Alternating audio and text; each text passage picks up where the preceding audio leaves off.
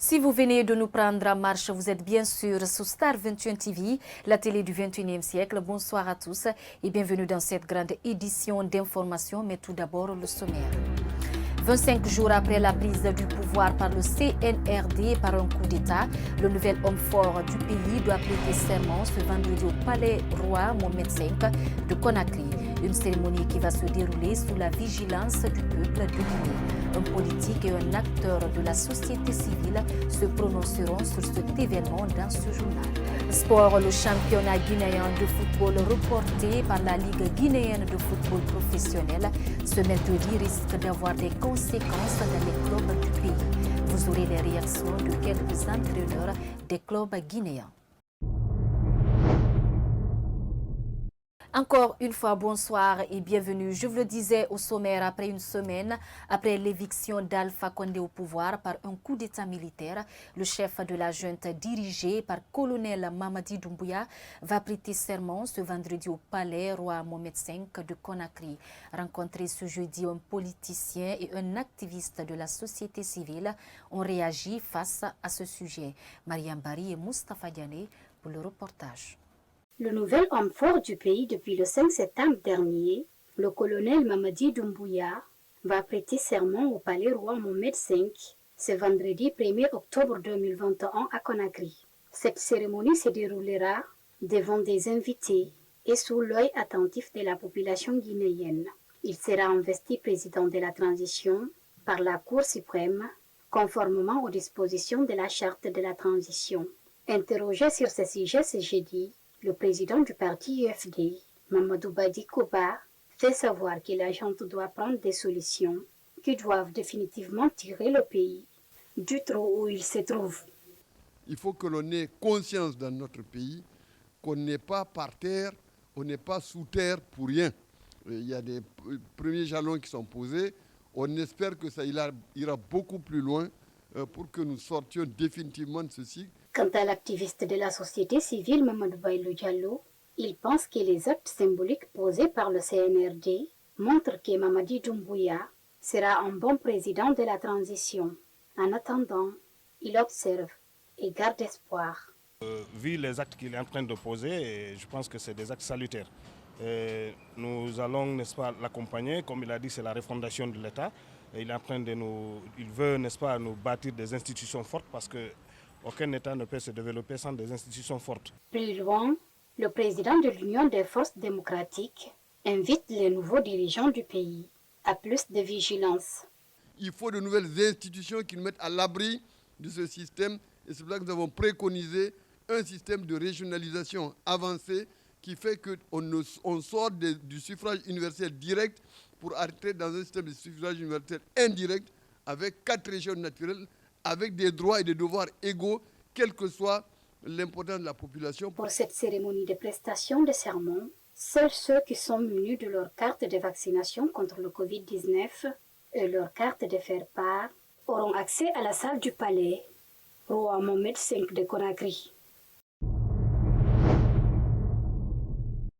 Toujours dans l'actualité, l'authenticité de la charte proclamée par la junte militaire pour la transition en Guinée est déjà mise en doute par certains leaders d'opinion. Une situation qui a attiré l'attention de certains membres de la diaspora guinéenne. Contrairement à ce qui se dit sur la division de cette entité pour la rédaction de leur mémo, un démenti a été apporté par ces Guinéens qui vivent à l'étranger. Ibrahima Souribari pour le reportage. Suite à la proclamation de la charte de la transition en Guinée par les nouvelles autorités du pays, les doutes sur l'authenticité de ce document commencent à faire écho dans la cité. Face à cette situation, ce membre de la diaspora guinéenne se prononce. La charte, en réalité, ne provenait pas de sources officielles parce que nous étions avec certaines autorités hier. On nous disait que la charte, on mettait en doute l'authenticité de la charte et de ces articles. Lors des concertations entre les nouvelles autorités et les forces vives du pays, le président du CNRD a instruit chaque entité de rédiger un mémo pour une transition réussie. Contrairement aux rumeurs qui courent sur la division de la diaspora guinéenne, pour la rédaction de ce mémo, ce Guinéen de l'étranger précise. Que la diaspora forestière est un peu en arrière parce que j'avais pu travailler avec la diaspora qui était déjà venue. Donc j'étais dans une commission déjà que le président nous a confié. J'étais dans la refondation de l'État. Donc j'ai travaillé avec beaucoup de diasporas venant de partout dans le monde, et y compris ceux qui sont en Guinée aussi. Donc on a fait le mémo et ça a été remis à Madame le secrétaire général du ministère des AE. Présents en Guinée pour apporter leur expertise à la transition, le président du Conseil supérieur de la diaspora forestière se dit être prêt à servir le peuple de Guinée. Je vais tout faire pour contribuer d'abord à l'union nationale. Je ferai tout pour lutter contre le régionalisme. Je ferai tout pour apporter ma contribution au développement infrastructurel. Je ferai tout pour apporter ma contribution au développement des mentalités. Après la prise du pouvoir par la junte militaire le 5 septembre dernier, le nouvel homme fort du pays, colonel Mamadi Doumbouya, doit prêter serment ce vendredi 1er octobre 2021 au palais Mohamed V de Conakry. Toujours dans l'actualité, fermée il y a près d'un an par les anciennes autorités du pays, les frontières entre la Guinée et le Sénégal ont été rouvertes ce mercredi 29 septembre 2021. L'annonce a été faite à travers un communiqué du CNRD, lu à la télévision nationale RTG. Des transporteurs et syndicalistes rencontrés ce jeudi par l'une de nos équipes se réjouissent de cette décision de la junte militaire. Reportage Kadia Toubari et Ibrahima Kalissila. Comme annoncé à la télévision nationale guinéenne RTG par le CNRD, la réouverture de la frontière guinéo-sénégalaise a été effective. Face à cette réalité, les chauffeurs de la ligne Guinée-Sénégal, rencontrés ce jeudi 30 septembre 2021 au parc de Bambeto, dans la commune de Ratoma, disent être ravis de cette décision. On est très content. On ne peut même pas parler jusque là où on est content. Parce que c'est quelque chose qui arrange tout le pays, qui arrange toute la sous-région. Et la fermeture nous a causé 1001 problèmes. Tellement qu'il y a des problèmes, c'est rentré dans les familles. Il y a eu même des divorces. Tellement que les problèmes étaient vraiment durs, parce qu'on ne travaillait pas. Vraiment, tellement que nous sommes contents. Si on n'était pas vieux, on allait danser devant vous. Moi, où je suis comme ça, tellement que je suis content. Je voulais qu'on cherche un véhicule ici, on fait une sortie, aller au Sénégal et revenir. Malgré cette décision du CNRD qui est applaudie par ces transporteurs, ils disent néanmoins être confrontés à d'autres difficultés. Ce qu'on peut parler d'abord, c'est de dire au colonel Doumbouya et son équipe, c'est de nous aider parce que les routes sont complètement gâtées. Pour les coupeurs de routes, on est menacé, nous on est syndicats. On est entre le marteau et l'enclume, c'est-à-dire on est entre les chauffeurs et les passagers. Donc quand ils ont un problème, nous on a 1000 problèmes. Imaginez-vous quelqu'un qui prend une voiture ici pour aller 1000 kilos, aller 1000 kilos retour avec une mauvaise route. Et il y a des risques. Imaginez, les coupeurs de route font, c'est-à-dire des bêtises, violer des femmes, prendre tout ce qui s'ensuit, les objets, gâter le véhicule, bastonner le chauffeur, parce qu'il faut forcer que le chauffeur vous donne de l'argent. Plus loin, ces habitués de la route guinéo-sénégalaise interpellent le colonel Mamadi Doumbouya de leur venir en aide pour leur sécurité.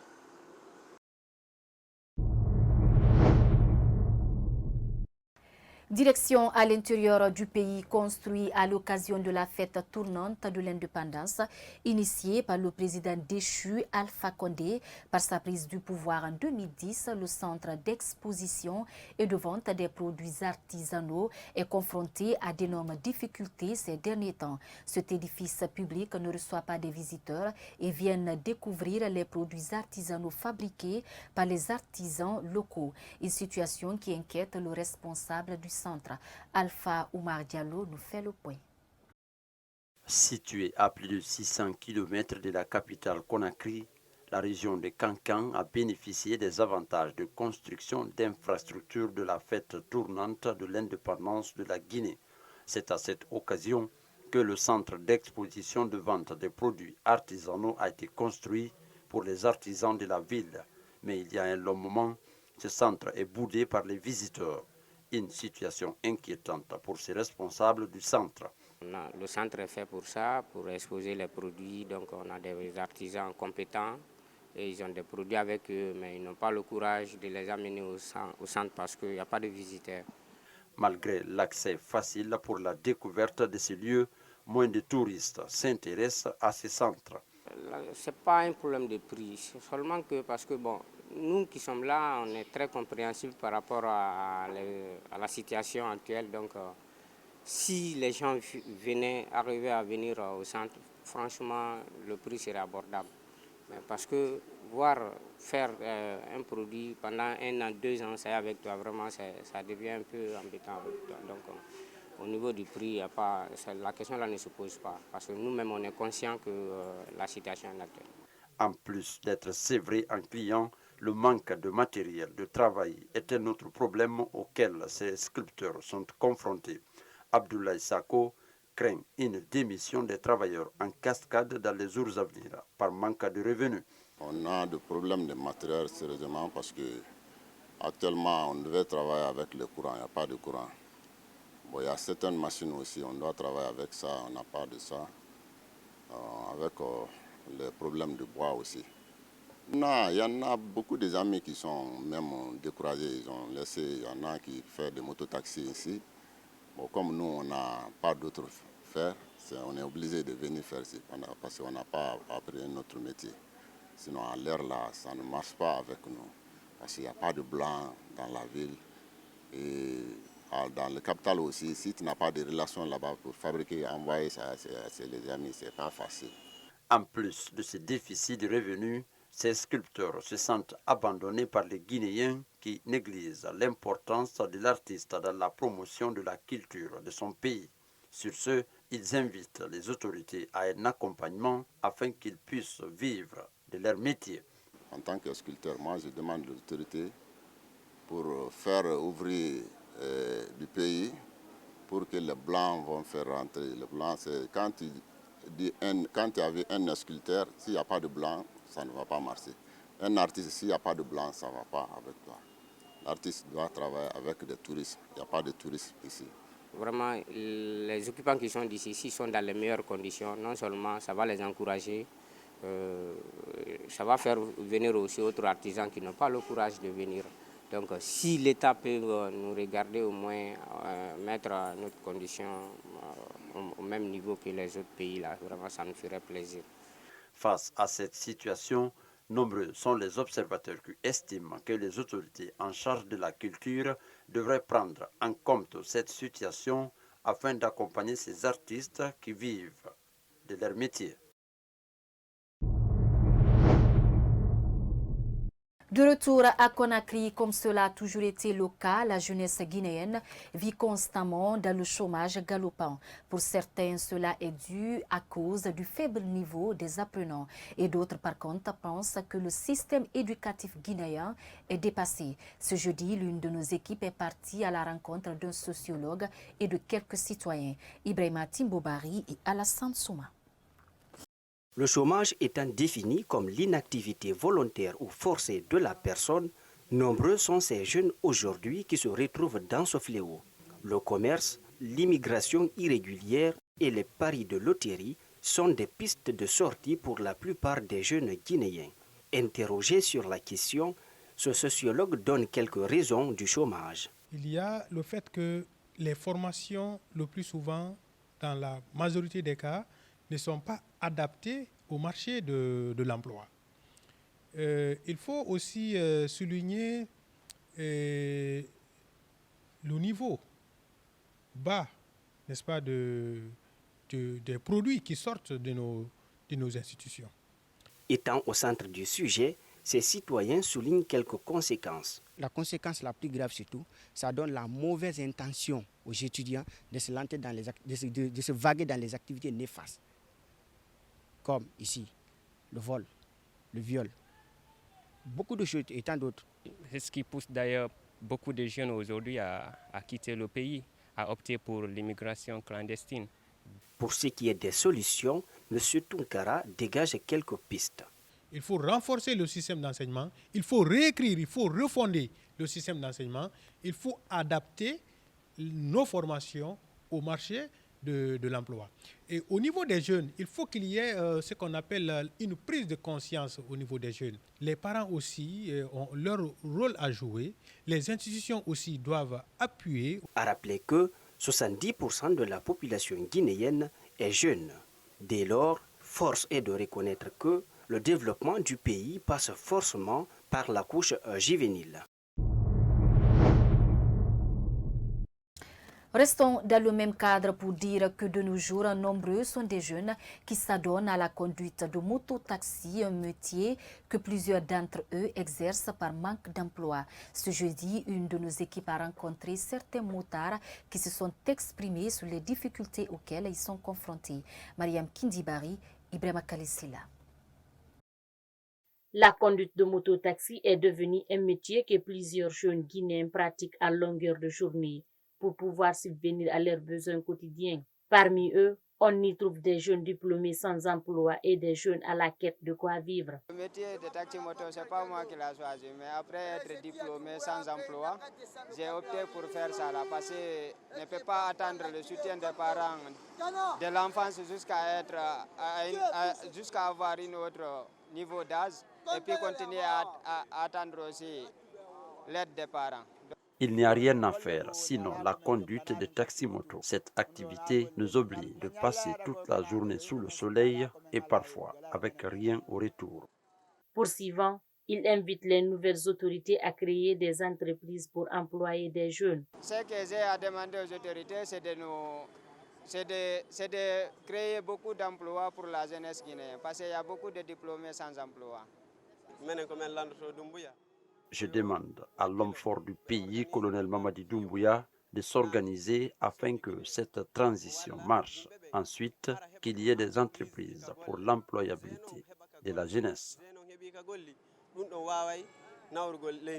Ces jeunes conducteurs de moto-taxi rencontrent pas mal de difficultés avec la police routière à longueur de journée. La plupart d'entre eux sont obligés de contourner certains grands carrefours afin d'éviter d'être interpellés par les agents de la sécurité routière.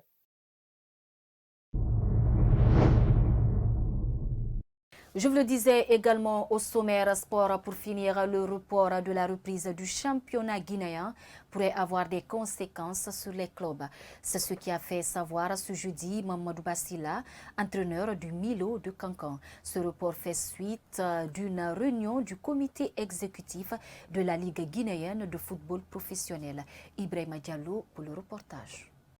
Au sortir d'une réunion ce mercredi 29 septembre 2021, la Ligue guinéenne de football professionnel, chargée d'organiser le championnat, annonce le report de la date qui était prévue pour le démarrage de la compétition. Certains entraîneurs estiment que cela pourrait avoir des conséquences. Ça a un inconvénient pour les équipes qui doivent jouer, qui aspirent à jouer la campagne africaine.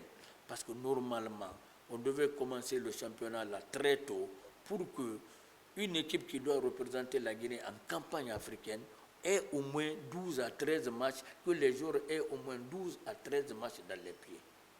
Vous comprenez? Ça va permettre aux encadreurs de ces clubs-là de peaufiner, de voir ce qui marche, ce qui ne marche pas sur le plan tactique, surtout sur le plan tactique, parce que c'est le mot du football guinéen.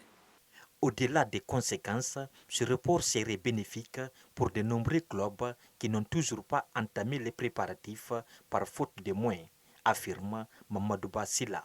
Au jour d'aujourd'hui, on suppose que les équipes étaient prêtes pour commencer le championnat. Mais il y a des équipes ici qui n'ont pas de moyens. Il faut parler, faut pas oublier le problème de moyens. J'en connais. Il ne faut pas qu'on ait ce complexe de le dire.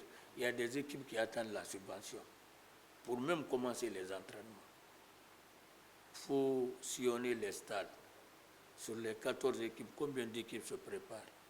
Beaucoup d'équipes attendent la subvention. C'est par faute de moyens financiers que les clubs guinéens devront encore attendre, selon le président de la Ligue guinéenne de football professionnel.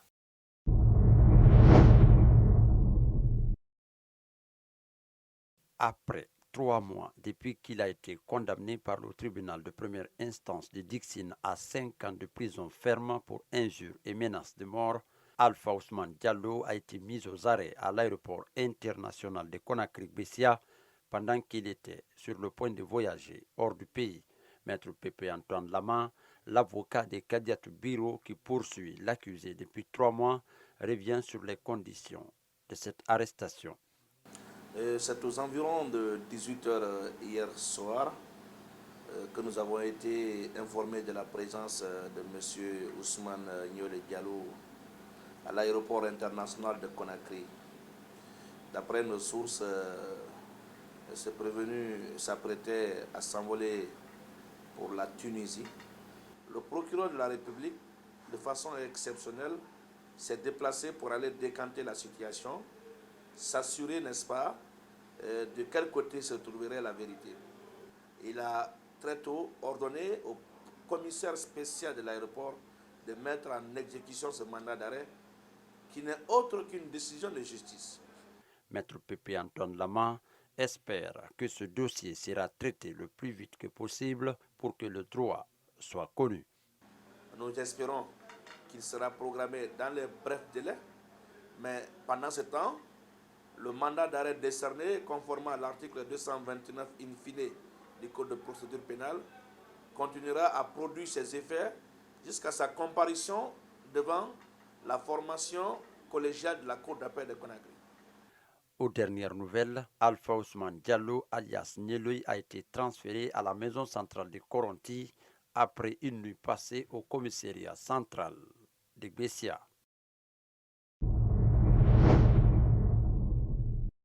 C'est la fin de cette édition d'information. Tout le plaisir a été pour moi de vous servir pendant ces 2 jours. Merci à tous pour votre fidélité à Star 28 et bonne soirée à nous.